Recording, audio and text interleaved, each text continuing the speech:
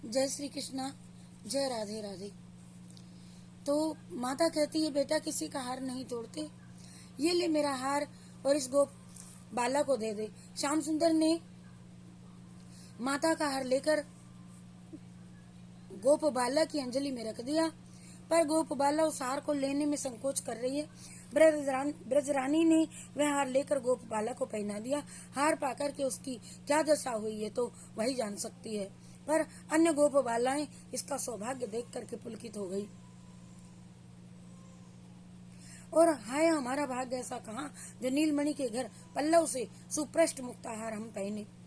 भक्त वांछा कल्पतरु भगवान ने दूसरे दिन सभी गोप सुंदरियों के मनोरथ पूर्ण कर दिए। आज ब्रज में एक मुक्ता प्रबाल का व्यापारी आ गया और वह अपनी पेटी लेकर के नंद भवन की ओर गया। ये किसी धनवान की हवेली है, यहाँ कुछ न कुछ मेरा माल अवश्य ही बिकेगा, इस तौर पर गया। जब हवेली के भीतर चारों ओर मोतियों की झालर लगी देख करके लज्जित हो गया।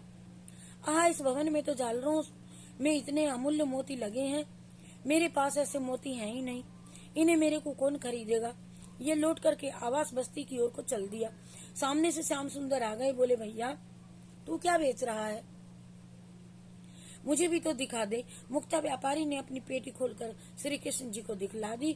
श्री कृष्ण जी की दृष्टि पड़ते ही वह मोती तो बड़े आबदार हो गए। नंद राय जी भी स्नान करके आ गए थे। उनको देखकर श्याम सुंदर बोले, बाबा मुझे मोती दिला दो, मुझे मोती दिला दो। व्यापारी ने एक मोती श्री कृष्ण चंद्र को देखने को दे दिया। मोती की ज्योति पर नंदन राय रीझ गए और उस मोती को किसी को भी दिखाते तक नहीं है। पुत्र के हट को देखकर बाबा बोले, भाई इसका क्या कीमत है। व्यापारी ने जो मूल्य बताया उससे नंदराय आश्चर्य करने लगे तथा बोले, भाई हमको इतनी कीमत का पता नहीं चाहिए, हमें कोई इतनी कीमत का मोती नहीं चाहिए। श्री कृष्णचंद्र बोले, बाबा मुझे तो यही मोती बड़ा अच्छा लगा है, आप इसे ले लीजिए। पुत्र के आग्रह को देख करके बाबा ने एक बड़ी राशि में धन दे करके मोती खरीद लिया। सर्वेश्वर प्रसन्न हो गए। अब आपको क्या खेल खेलना है। यशोदा नंदन चांदी का बड़ा थाला लेकर के कालिंदी के तट पर गए और थार में यमुना रज भर करके ले आए।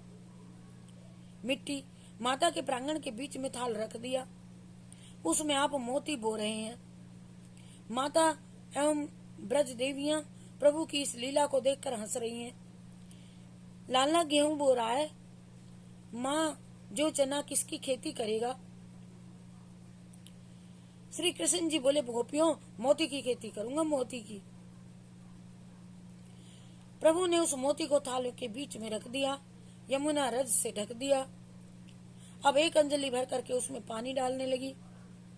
देखते ही देखते उसमें 2 पत्ते प्रकट हो गए। अब उसमें शाखा निकल रही हैं। वह एक विशाल वृक्ष बन गया, उसमें फूल एवं फल पत्ते आने लगे। उसकी डालियों पर मोतियों के झुग्गा लटकने लगे।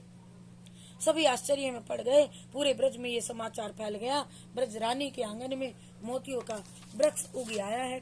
चारों ओर से नर नारी उसके दर्शन के लिए आने लगे। अपार जन समूह एकत्रित हो गया।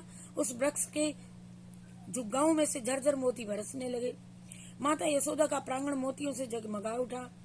सर्ववांछा कल्पतरु भगवान ने अपनी अंजलि में भर भर करके सभी गोपियों को मोती बांटना प्रारंभ कर दिया। सभी ब्रज गोपियां मोती लेकर निहाल हो गई। सभी मोतियों का हार बनाकर धारण करती हैं, पहनती हैं, सबको दिखाती हैं। गोपियों की जो ये इच्छा थी, आज नीलमणि सर्वेश्वर जी ने के कर पल्लव से स्पर्श मोतियों को हम कब हृदय में धारण करेंगी। इस श्लोक में गोपियां यही प्रार्थना कर रही हैं कि हमारे मनोरथ पूर्ण करने वाले प्राणेश्वर आज हमारे मनोरथ पूरे क्यों नहीं कर रहे। बोलिए जय श्री कृष्ण चंद्र भगवान की जय, विष्णु भगवान की जय, देवी देवताओं की जय।